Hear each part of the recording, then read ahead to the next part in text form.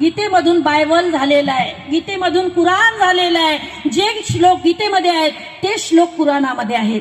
त्याचा मी संगम तुम्हाला करून देईन.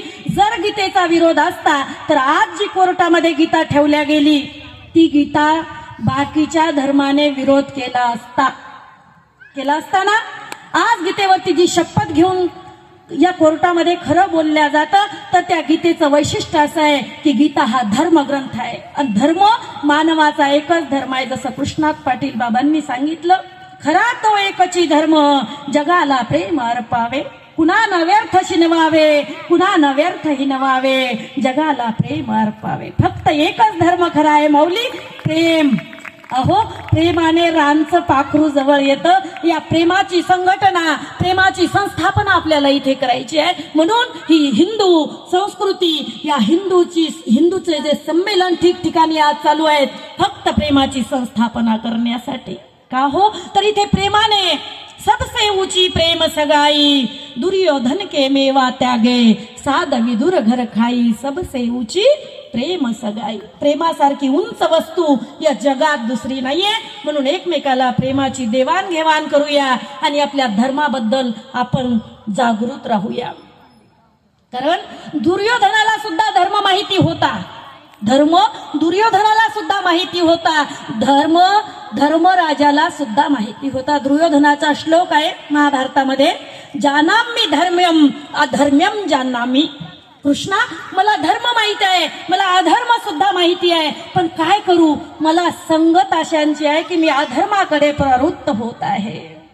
असं माझं दुर्दैव आहे. म्हणून काही विपरीत लोकांची बुद्धी अशी चालते की जे धर्मांतर करण्यासाठी या महापुरुषांना भाग पाडतात आणि ते जीव देतात. जान से जाएंगे लेकिन शान से ना जाएंगे. त्यामध्ये माझे संभाजी राजे आहेत, त्यामध्ये माझे शिवाजी महाराज आहेत, त्यामध्ये सर्व संत मोडतायत. माऊली, या धर्माला आपण रक्षण करावं. आपला धर्म अलगत रक्षण करणार आहे. आज आपला धर्म, आपली संस्कृती या ठिकाणी लयाला जाताना दिसत आहे. कलियुगाचं आयुष्य किती आहे सांगू तुम्हाला? कलियुगाचं आयुष्य आहे 4,32,000 वर्ष. 4,32,000 वर्ष. त्यापैकी फक्त 5,700 वर्षच पूर्ण झाले तर कलीचा हा परिणाम आपल्याला दिसून येत आहे. आज आईचं मुलगा ऐकत नाहीये, मुलगी ऐकत नाहीये. एकदा जर दारूचा पेला आपल्या मुखाला लावला तर तो मुलगा तो दुश्मन म्हणेल ते करायला तयार आहे. आणि जो दारू पाजतो तो त्याचा सखा आहे आणि जो दारू पिण्याला सोडण्याला म्हणतो तो त्याचा दुश्मन त्याला वाटत आहे. मग असे हे संस्काराने कमी पडलेले मुलं आपण घडवत आहोत, त्यामध्ये आपलाच हात आहे. माऊली, हे मुलं, आज जी बिकट परिस्थिती भारतावर आलेली आहे, ही बिकट परिस्थिती आपल्या समाजावर आलेली आहे की आज मुलं ज्यांना लग्न होण्याची पंचायत पडलेली आहे, तोही प्रश्न आपणच उभा केलेला आहे, आपणच कारनामे केलेले आहेत. आपण भ्रूण हत्या केलेली आहे, गर्भामध्येच आपण हत्या करून बसलेलो आहोत. जी बाल हत्या महाभारतामध्ये अश्वत्थाम्याने केलेली होती, देवाने करू दिली नाही. पण परीक्षिती राजाला मारण्याचं जे ब्रह्मास्त्र अश्वत्थाम्याने सोडलं त्यासाठी त्याला शिक्षा दिली. त्याच्या शरीरातून अद्यापी पू गळत आहे, दुर्गंधी सुटत आहे. त्या अश्वत्थाम्यापेक्षा सुद्धा आपण बलाढ्य झालो आणि आपण भ्रूण हत्या केली, स्त्री भ्रूण हत्या आपण ती केली. तेही पराक्रम आपण गाजवून बसलेलो आहोत. आता दुसरे पराक्रम आपल्या घरामध्ये असे चालले. फॅशन नावाचा दैत्य आपल्या घरात घुसलेला आहे. फॅशन, ती फॅशन ही सांगते की डोक्यावर पदर घ्यायचा नाही, छातीवर ओढणी घ्यायची नाही, हातामध्ये बांगडी घालायची नाही, कपाळाला गंध लावायचा नाही, गळ्यात माळ घालायची नाही. माळीची लाज वाटते आपल्याला. आपली संस्कृती कुठं चाललेली आहे? संस्कृती बघा, दुसऱ्या समाजामध्ये जाऊन छोटे लेकर जिथं वेळ होईल तिथं रुमाल अंथरून नमाज पडत आहेत. ह्या आदर्श कोणत्या समाजाचा? आणि जागृत व्हा आपण.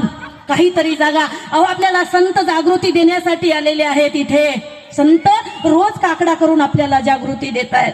आता जागा रे भाईंनो, जागा, आता जागा. आणि जर आता नाही जागले तर मग दुसरा येईल आणि आमचा शर्ते शेवटी बा काळ बांधून नेईल. आमचं काय जाईल रे? तुमचीच हानी होईल. म्हणून तुम्ही जागृती घ्या आणि आपल्या मुलींना संस्कार द्या.